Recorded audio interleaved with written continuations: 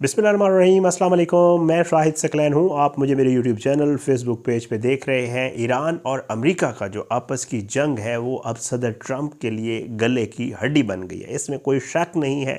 चाहे वो खलीजी ममालिक हों, चाहे वो ईरान के मामलात हों, या चाहे वो इसराइल और दूसरे मामलात हों, उनमें ट्रंप एक अकेला ही नज़र आता है और उसके साथ वाहिद अगर कोई शख्स है तो वो नेतन्याहू है। क्योंकि अमेरिका के अंदर भी, चाहे वो अमेरिका की पॉलिटिक्स हो, चाहे वो अमेरिका की आवाम हो, वो किसी भी सूरत इस जंग में जाने के लिए राज़ी नहीं थे। और अब सदर ट्रंप के ख़िलाफ़ जो है वो पूरे अमेरिका में मुज़ाहिरों का एक सिलसिला शुरू हुआ है और बताया जा रहा है कि हफ्ते के रोज़ होने वाले मुज़ाहिरों में 70 से 80 लाख लोग जो है वो सड़कों के ऊपर आए। और कहा यह जा रहा है, जितने भी आप इंटरनेशनल मीडिया आउटलेट्स की आप हेडलाइंस देख लें, उनमें यही कहा जा रहा है कि जी लोग जो है अब नहीं चाह रहे कि जो ट्रंप की पॉलिसीज़ हैं, लोग उससे जो है वो तंग आ चुके हैं और वो कह रहे हैं कि यहाँ बादशाहत नहीं चलेगी, बल्कि यहाँ पर जो हुकूमत होगी वो अमेरिका के अवाम की होगी और पॉलिसीज़ वही बनेंगी जो अमेरिका की अवाम चाहती है। किसी फ़र्द वाहिद की पॉलिसीज़ के ऊपर मुल्क को नहीं चलाया जा सकता। और ये बहुत बड़ी तादाद में लोग बाहर निकले हैं। फुटेजेस हैं, आप आलमी मीडिया कोई भी उठा लें उनकी, आप यूट्यूब के ऊपर देख लें, मुख्तलिफ़ जो है शहरों में बहुत बड़ी तादाद में लोग बाहर आए हैं। आज की इस वीडियो में मैं तफसील आपके सामने रखूँगा। ये मुजाहिरीन कौन थे? ये तीसरा मुजाहिरा था, पहले इससे पहले 2 मुजाहिरे और भी हो चुके हैं। और ये क्या मुतालबा कर रहे थे, क्या कुछ कह रहे थे, वहाँ पे कुछ लोगों ने ख़िताब भी किया, उनके ख़िताब की कुछ चीज़ें आपके सामने शेयर करूँगा।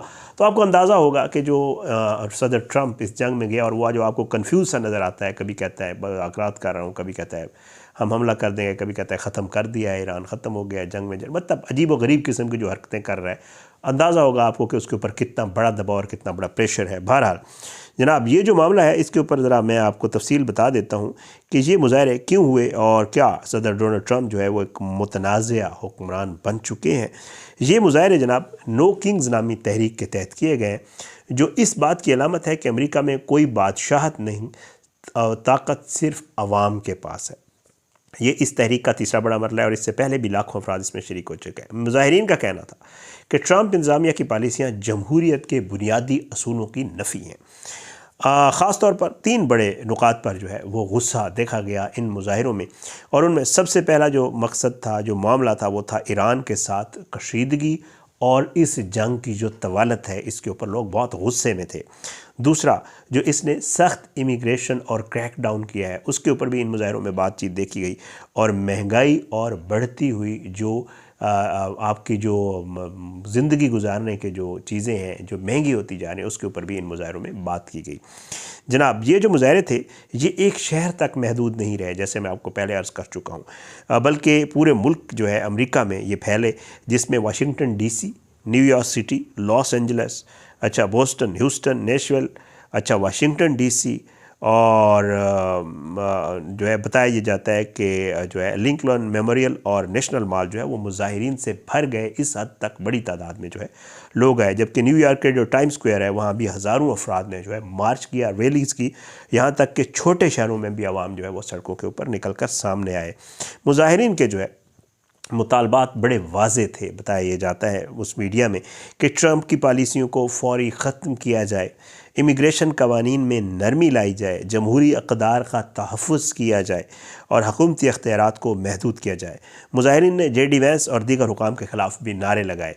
अच्छा, और कई अफराद ने जो है उनके अलामती मुजस्मे भी उठा रखे थे, जैसे आपको पता है लोग करते हैं, जिन पर अरेस्ट देम और रिमूव देम जैसे नारे लिखे हुए थे। अब ये जो अवामी एक रिएक्शन आ रहा है अमेरिका में वो बहुत बढ़ता जा रहा है। अब इसमें बड़ी मारूफ शख्सियात ने, कहा गया कि इसमें सियासतदानों ने शिरकत की, सिंगर्स ने शिरकत की, कई लोग जो है इसमें एक जो है ब्रूस स्प्रिंगस्टीन है, उन्होंने जो है मिनीसोटा में एक रैली के दौरान एक मशहूर एहतजाजी उनका गाना है स्ट्रीट्स ऑफ मिनीपोलिस, वो भी पेश किया वहाँ पे। इसके अलावा कई डेमोक्रेट रहनुमाओं ने भी खिताब किया और ट्रंप हुकूमत को जो है वो शदीद तनकीद का जो है निशाना बनाया गया। अच्छा, इन मुजाहरों में ये वैसे तो पुरअमन रहे, लेकिन कुछ गिरफ्तारियाँ भी हुई और पुलिस और मुजाहिरीन की आपस में मुठभेड़ भी हुई।